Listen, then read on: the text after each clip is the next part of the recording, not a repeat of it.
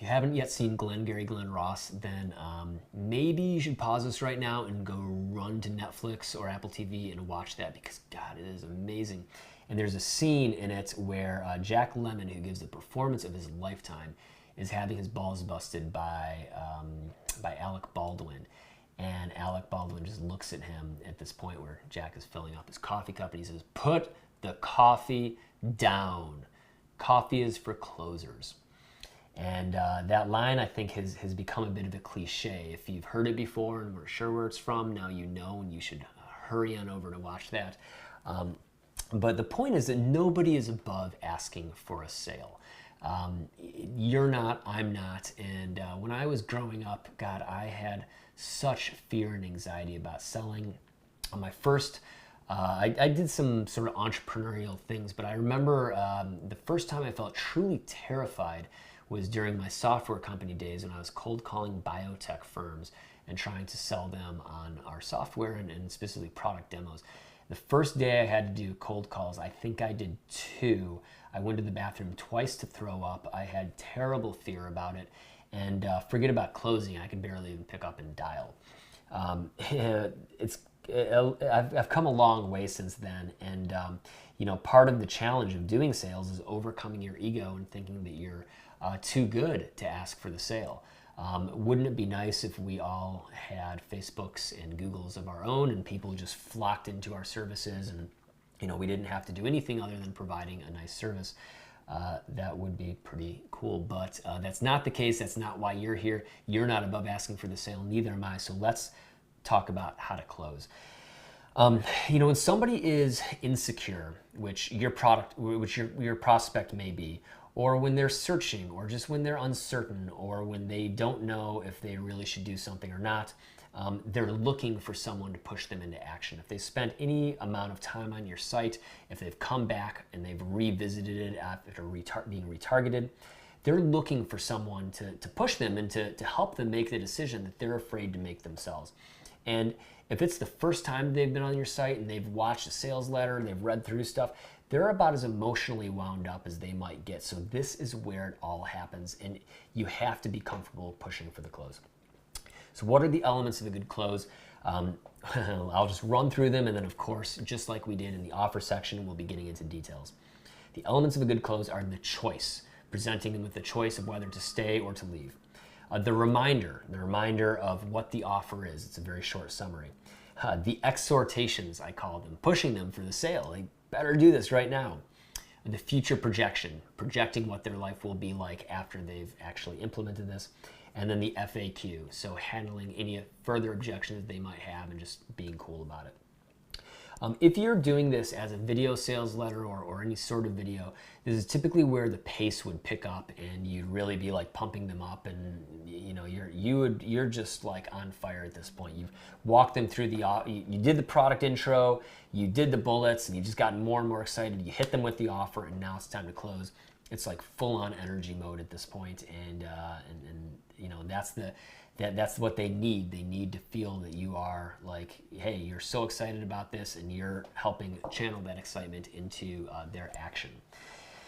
So let's start with the choice. In the choice, this is sort of a well-known close for video sales letters. You've got a simple choice to make. You can take choice A or choice B, and in some cases choice 3. So we call this the 2 roads or the 3 roads close. So an example of the 2 roads close is you've got a simple choice to make. You can leave here today and and hope that things will get better, and hope that things will change, and live on hope and dreams and your aspirations. Or you can go with the smart choice. You can go with the guaranteed choice, the choice that is going to get you your desired results. And so that's the 2 roads option. The 3 roads option depends on the sales letter that you've presented up to this point. 3 roads is you've got 3 options. You can take what you've learned today, try to recreate everything that I've done, and go further and hope that you get the same results I get. You can walk away and just give up on this dream entirely, or you can go with the simple, easy option and just buy my thing and get the results that I always wanted. So, maybe if you, I don't know, just off the top of my head, maybe if you had a Kickstarter and you're explaining how everything went together, and into your product, you could say, well, you've got a couple of choices. You can leave today. You can buy all the components that we bought to purchase this. You can, find some of these schematics online for free. You could put this together yourself, or you could just kickstart our project, help us fulfill our mission, and pay a little bit of money to have it delivered to your doorstep. So you can do all the things that you want to do. So that would be an example of 3-choice close, and obviously the third choice with that one would be, or you could just walk away and forget this ever happened and forget about the awesomeness of experiencing our product when it launches. And when you're doing the 2 or 3 road choice option, the question is, what are the stakes and consequences of each road? So if you were to look at, some of our closes for girlfriend, let's find this here. I just want to make sure that here we go. Option 1 is do nothing. Let this opportunity pass you by and let things stay the same. You keep finding yourself wishing that women would like you and hoping for the best, and always leaving things up to luck, fate, chance, or worst of all, leaving them up to her. Never getting as much sex as you want and eventually settling for a girl who's just okay. So what we're trying to do here is we're trying to future project the bad outcome and the things that he doesn't want, and elevating the stakes of not making the right choice in this moment.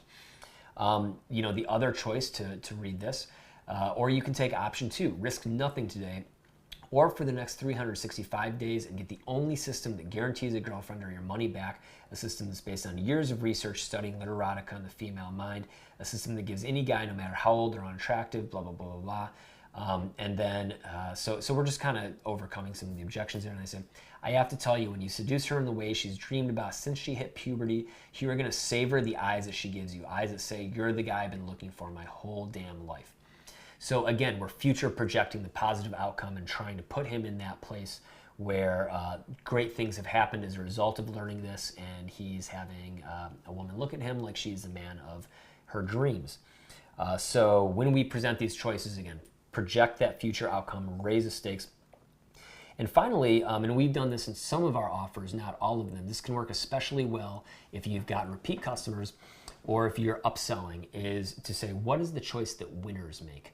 So for example, in some of our upsells, we'll say something to the extent of, this is, okay, so you're down at this moment, you have to make a choice right now. Not all of my customers have this course, but all of my best customers do. The winners, the guys inside the crew, the guys who get the best results, they all make the choice to pick this course. And it's universal. It seems to be perfectly correlated. So you can walk away, that's okay, but just understand that you'll be leaving the circle of winners who all have joined me after purchasing this course. That can be an effective extra bit of motivation if they're already bought into the fact that there are other customers, that they like your company, that they like what they're purchasing from you, and that what they're additionally purchasing is going to be this incredible value add that'll take them to the next level. So that is the choice. After the choice, we have to make a reminder, restate the offer in a short summary. It's the only product that promises X. It works because of the mechanism, and it has a compelling guarantee. So that's essentially what we're doing here as part of our choice. So, or you can take option 2, risk nothing today or for the next 365 days. So there's our guarantee. Get the only system that guarantees a girlfriend or your money back. There's the promise. A system that's based on years of research studying literotica and the female mind. There's our mechanism. Then we're doing some objection handling. A system that gives any guy, no matter how old, unattractive, or awkward he thinks he is, the power to handpick his next girlfriend by simply watching the course, picking the girl he wants, and following the simple steps. Now you notice, we've gotten to the point of just, the claims are outrageous at this point. Handpick his next girlfriend by watching the course, picking the girl he wants, and following his simple steps. Perfectly clear visual of what's going to happen, and outrageously big promises and claims at this point. So we're trying to be really compelling. It's the only promise. It's the only system. So that is the reminder. We're essentially restating the offer in a very, very short phrase. So then you've got to ask for the sale. You've got to exhort them. In fact, you want to ask multiple times. So, what we'll do in ours, we'll say, click the big orange button below, take action now, click the next step button, and give specific instructions. In this letter, we don't, we may have it right here, but what we'll tell guys to do, sometimes we'll say, on the next page, you'll complete our short order form encrypted with 256-bit encryption. All you need to do is enter your name, email address, and phone number, and we'll take care of the rest from there. So you can give specific instructions about how to complete the sale in this section. If there are other things that they need to do, then let them know that, but just tell them flat out, hey, do this, do this, do this, and then you will have access to the product. If you want to, you can demonstrate it. So we have a couple of offers where we actually show somebody filling out it's a screencast, we show somebody filling out the order form and just completing it and then going over to the next page and then all of a sudden being into the members community. So you can show an example of that if you feel so inclined, or just tell them what will happen. When you complete this, you'll within 5 minutes you'll have access to the course. When you complete this, within 2 days, FedEx will show up at your door with your widget, and you can start using it as you want. And this is something that I've added and I found it increases conversions, is a future projection that's a little bit sappy and sentimental. So I'll give you an example of it here. It's using the perfect world. It's talking about stuff that we've already discussed. So here's where I ask. All I ask in return for this insanely low price one-time deal is this from you. Very soon, weeks from now, when you're laying next to the girl from your dreams, the kind of woman who makes all your friends jealous. So again, notice what we're hitting here. The high road and the low road. The girlfriend of your dreams, that's that aspirational. The low road, the kind of woman who makes all your friends jealous. We're hitting that envy button. Right after you've had some of the best sex of your life and she's whispered in your ear about how amazing you are, I want you to get up out of bed, clean yourself up, and send me a quick email to say thanks. Let me know how the girlfriend activation system got you, the kind of girlfriend who you always thought was out of your league, because my happiest moments are when I get emails from clients just like that, from clients with amazing success stories. I know your success story can be next. Click on that orange button below and let's make this happen now. So I'm getting a little sappy here. I'm like having this one-to-one moment with him, and I'm telling him, hey, it's really important for me. I'm trying to future project about like what his life is going to be like. Just make him or her, in your case, imagine what's going to happen when they actually take action, when they have success using your product.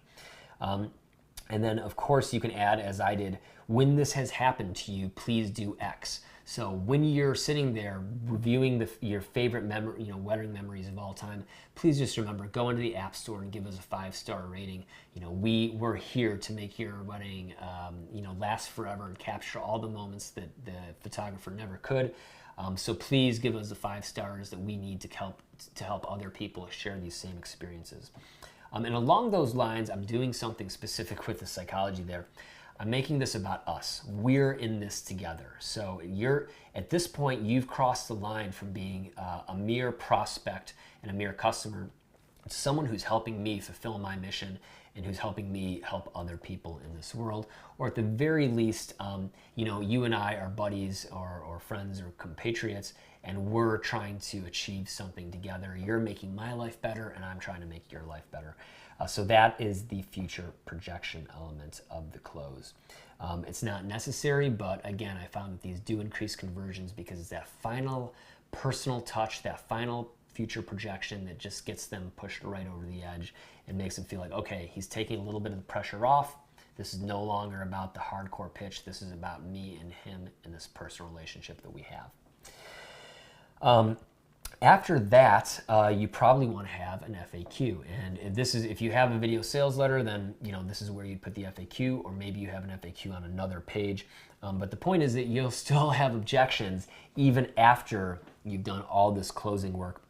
And here's a really critical point: is you do not want to assume that people have paid attention to everything up to this point. Whether it's a long form sales letter, whether it's a website landing page, a Kickstarter video, or a video sales letter, people tune in and out. They open multiple browser windows. Chances are you've done that once or twice while you were listening to this very course. Shame on you. But it happens, I get it. and you can't assume that people have paid attention to everything. So you want to, in the FAQ, pick the most common objections you get and answer them incredibly thoroughly. You can see our FAQ, you can see other FAQs that I've helped other companies write, and you want to just make sure that you leave no doubts, no ifs, ands, or buts. You completely cover any questions they have. You also want to speak from a personal voice. So what do I mean by that? At this point, you're not being pushy anymore. You're not being salesy and closey. You're just trying to, answer their objections, almost talk to them as a friend. We're just two people. One of us knows a little bit more than this than the other, and hey, I'm just here to help you out.